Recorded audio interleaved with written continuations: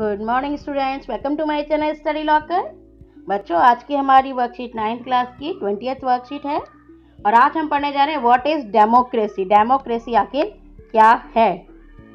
अगर आपसे पूछा जाए डेमोक्रेसी क्या होती है तो आप बता सकते हैं कि जहां पर जनता अपने शासक को स्वयं चुनती है उसको डेमोक्रेसी कहते हैं। जैसा कि अब्राहम लिंकन ने भी कहा है, democracy is a government of the people, bye the people and for the people. जनता का शासन है, जनता के लिए, जनता के द्वारा। मतलब कि इसमें मेन फैक्टर क्या है? जनता। Okay, we identify one simple factor common to all democracies that the government is chosen by the people. अगर हम डेमोक्रेसीज देखते हैं, अलग अलग देशों में अलग अलग सिचुएशन होती है, लेकिन सब चीज़ों में एक कॉमन है कि जो गवर्नमेंट है वो किसके द्वारा चुनी जाएगी? वो पीपल्स के यानी जनता के द्वारा चुनी जाएगी। According to this, people should have the right to choose their government, then the country will be democratic. मतलब हुआ कि अगर वहाँ पर उस कंट्री में जनता अपने शासक को स्वयं चुनती है तो वो कंट्री डेमोक्रेटिक कंट्री है, अदरवाइज वो डेमोक्रेटिक कंट्री नहीं है। Democracy is a form of government in which the rulers are elected by the people. Democratic जो भी मतलब उसका स्वरूप है, ये गवर्नमेंट का, सरकार का स्वरूप है जिसमें जो पीपल है वो अपने रूलर्स को, अपने शासक को स्वयं ही चुनते हैं। लेकिन हर जगह ऐसा नहीं होता है, कई जगह ऐसा कि डेमोक्रेसी नहीं है, तो वहाँ पे कैसी सिचुएशन है? सम नॉन डेमोक्रेटिक कंट्रीज, जैसे कि Myanmar, the army rulers of Myanmar are not elected by the people and people have no say in these decisions. इसका मतलब है कि जो म्यांमार है वहाँ पर सैन्य शासन है, वहाँ पर जनता का शासन नहीं है, ना उनसे पूछा गया है उनको चुनते वक्त, और ना ही जनता उनके डिसीजन में कुछ कह सकती है। बिल्कुल भी डेमोक्रेटिक नहीं है, सैनिक शासन है, कहीं ना कहीं ये तानाशाही है। तानाशाही का मतलब होता है ऐसा शासन जहाँ पर जनता की कोई राय नहीं ली जाती और जनता को कोई भी राइट्स इस तरीके के नहीं दिए जाते कि वो उनके डिसीजन में बोल सके। हम देखते हैं like that the king of Nepal and the king of Saudi Arabia rule not because the people have chosen them to do so, but because they have to be born into the royal family. हम देखते हैं कि जो नेपाल है और ये Saudi अरब है, यहाँ पर क्या है कि यहाँ पर सैन्य शासन नहीं है, तानाशाही नहीं है, लेकिन यहाँ पर क्या है?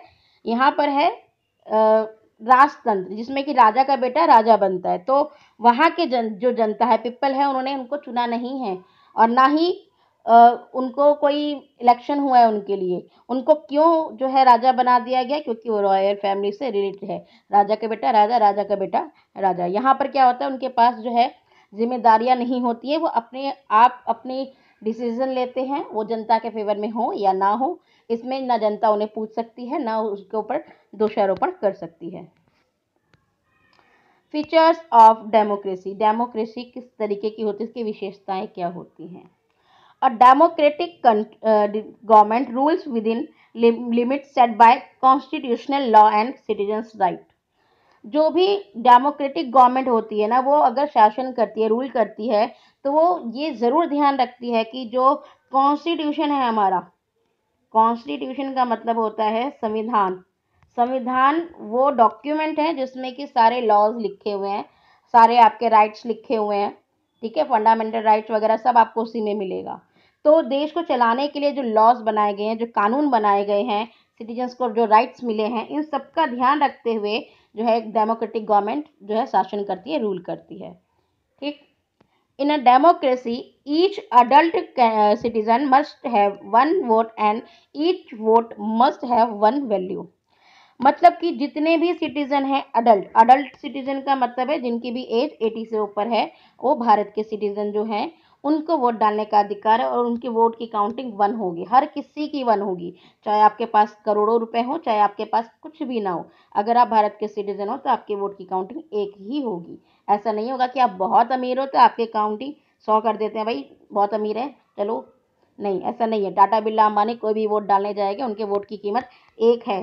अगर कोई भिखारी वोट डालने जाएगा, उसकी कीमत भी 1 है। मतलब कि एज अ सिटीजन आप सभी बराबर हैं और सबको वोट डालने का अधिकार है जो भारत का सिटीजन है 18 साल से ऊपर।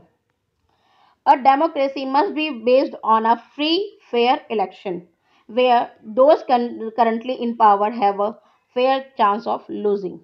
मतलब ये कि जो डेमोक्रेसी में जब भी इलेक्शन होता है, जब भी चुनाव होता है, तो बहुत ज़रूरी है कि ये फ्री हो। फ्री हो का मतलब है कि ये आप पूरी तरीके से मुक्त हो, फ्री हो कि आप किसको वोट डालना चाहते हो। ऐसा नहीं है कि बंदूक की गोली सामने रख के कह रहे हैं डालो वोट। तो ऐसा अगर होगा तो फ्री थोड़ी ना हुए आप, वो तो निष्पक्ष हुआ ही नहीं। फ्री और फेयर इलेक्शन का मतलब कि आपके ऊपर कोई भी दबाव ना हो, तभी वो इलेक्शन सही रूप में जो है लोकतंत्र का चुनाव कहलाएगा, जिससे कि जो लोग उम्मीदवार खड़े हैं वो सही में जीतेंगे या हारेंगे। मतलब कि फेयर होगा उनके साथ, कोई बायस नहीं होगा। In a democracy the final decision making power must rest with those who elected by the people. Democracy में जो अंतिम निर्णय लेने की जो पावर होती है वो उन्हीं लोगों के पास होनी चाहिए जिसको जनता ने चुना है। जनता के जो प्रतिनिधि है, डिसीजन मेकिंग पावर उन्हीं के पास होनी चाहिए। तो आज हमने इस वर्कशीट में देखा कि जो डेमोक्रेसी है वो क्या है और उसमें किस तरीके से सारी की सारी पावर जो है सिटीजन के हाथ में दी गई है, जो जनता है उसके हाथ में दी गई है। चलिए क्वेश्चन आंसर पे चलते हैं।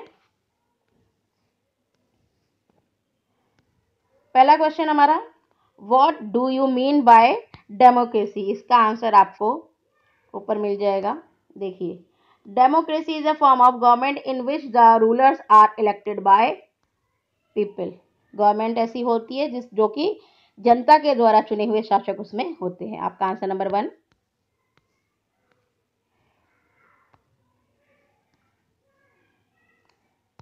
Answer number 2, mention the name of any 2 non democratic country. अगर आपसे कोई भी पूछता है कि 2 कंट्री के नाम बताओ, तो आप एक तो बताएंगे म्यांमार और दूसरा आप बता सकते हैं नेपाल। आपका आंसर नंबर 2। आंसर नंबर 3 है, who has the right of taking important decisions in democracy. Democracy में इंपॉर्टेंट डिसीजन लेने का हक किसके पास है। आपका आंसर नंबर 3 ये रहा। In a democracy the final decision making power must rest with those who elected by the people. जिनको जनता ने मतदान के द्वारा चुना है उन्हीं के पास ये पावर होनी चाहिए। ठीक है, उसके बाद हम देखते हैं हमारा question number 4। What do you understand by 1 people 1 vote and 1 value. मतलब कि ऐसा आप क्या समझते हैं कि एक व्यक्ति के पास एक वोट हो और उसकी समान वैल्यू हो। मतलब वही है कि जो भी 18 साल से ऊपर की वैल्यू का है, सबके वोट एक ही काउंट होंगे, सबकी वैल्यू बराबर होगी। इन अ डेमोक्रेसी, ये रहा आपका answer, answer number 4। In a democracy each adult citizen must have 1 vote and each vote must have 1 value. मतलब सबकी वैल्यू बराबर होगी। Why free and fair election held in a democracy.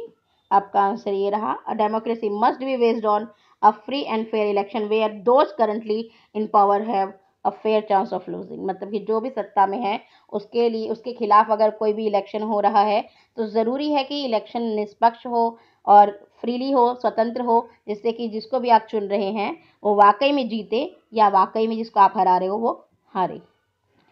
I hope आपको democracy के features समझ में आ गए होंगे। अगर आपको वीडियो पसंद आई है तो लाइक करें, मेरे चैनल को सब्सक्राइब करें। कोविड-19 से बचे रहें। Thank you.